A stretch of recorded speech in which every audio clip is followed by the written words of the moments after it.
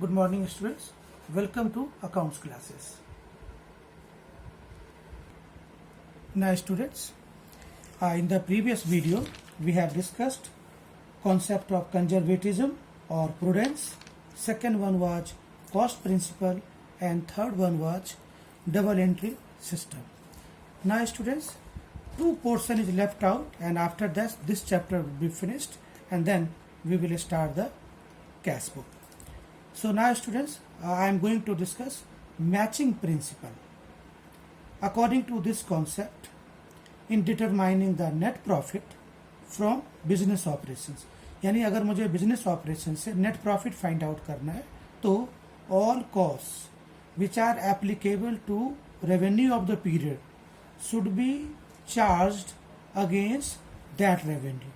That means cost और revenue का मिलान करना है, मैच करना है और वो भी उसी साल में करना है.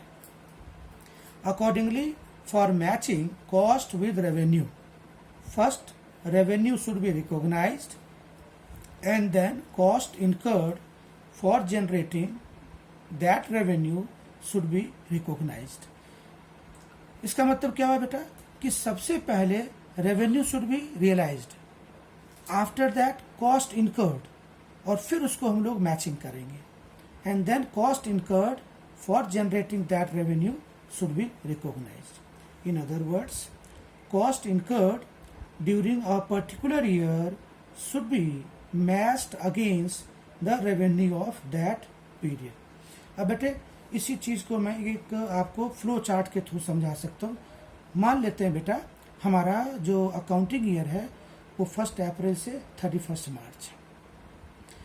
1 अप्रैल से 31 मार्च को मैंने ये रेवेन्यू रिकॉग्नाइज किया तो और इस 1 अप्रैल से 31 मार्च में ये मैंने कॉस्ट इनकर्ड किया तो इस एक्सपेंस को रेवेन्यू के साथ हम मैच करेंगे. Depreciation is an example of matching concept. और बेटा हमने पहले बता दिया था कि डेप्रिसिएशन क्या होता है, fall in the value of assets. और डेप्रिसिएशन का मतलब है depreciation in the value of assets due to efflux of time, due to obsolescence, due to non-fashion items. तो इसकी वैल्यू depreciation की होती है. So students, this was all related with the matching principle. अब बेटा मेरे पास एक और इम्पॉर्टेंट कॉन्सेप्ट है जिसको हम लोग बोलते हैं रेवेन्यू रिकॉग्निशन, जिसको हम लोग रियलाइजेशन कॉन्सेप्ट के नाम से जानते हैं. और बेटा it is similar to accrual concept which we have done it earlier. Now students, revenue is earned by sale of goods और by providing a service. Concept of revenue recognition determines the time और the particular period in which the revenue is realised. Revenue is deemed to be realised when the title or the owners of goods has been transferred to purchaser or when he has legally become liable to pay the amount. Revenue is deemed to be realized. अगर मैंने किसी चीज को बेच दिया, ownership transfer कर दी तो obviously मेरे पास पैसे मिलेंगे. जो पैसे मुझे मिल रहे हैं उसको हम लोग रेवेन्यू कहते हैं. For example, if a firm gets an order of goods on 1 January और वो गुड्स सप्लाई करता है 20 January and receives cash on 1 April. तो बेटा इसमें 3 डेट्स हैं. Order of goods 1 January, supply करा 20 जनवरी को और कैश रिसीव किया 1 अप्रैल को. The revenue will be deemed to have been earned on 20 January as the ownership of goods was transferred on that day. क्योंकि उसने गुड्स सप्लाई कर दी थी 20 जनवरी को.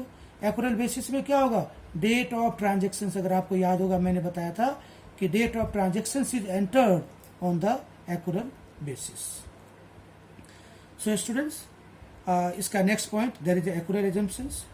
Revenue is recognised in the period in which it is earned irrespective of the fact whether it is received or not. और बेटा इसके अंदर एक लास्ट छोटा सा कॉन्सेप्ट है, उसको हम लोग बोलते हैं वेरीफाइबल ऑब्जेक्टिव प्रिंसिपल। इसका मतलब है बेटा recording on the basis of evidence.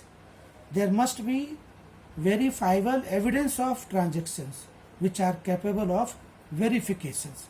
अब वेरिफिकेशन कैसे करोगे बेटा? तो invoice, bills, cash memo. So dear students, we have finished all the accounting principles, and in the next video I will start the cash book. Thank you.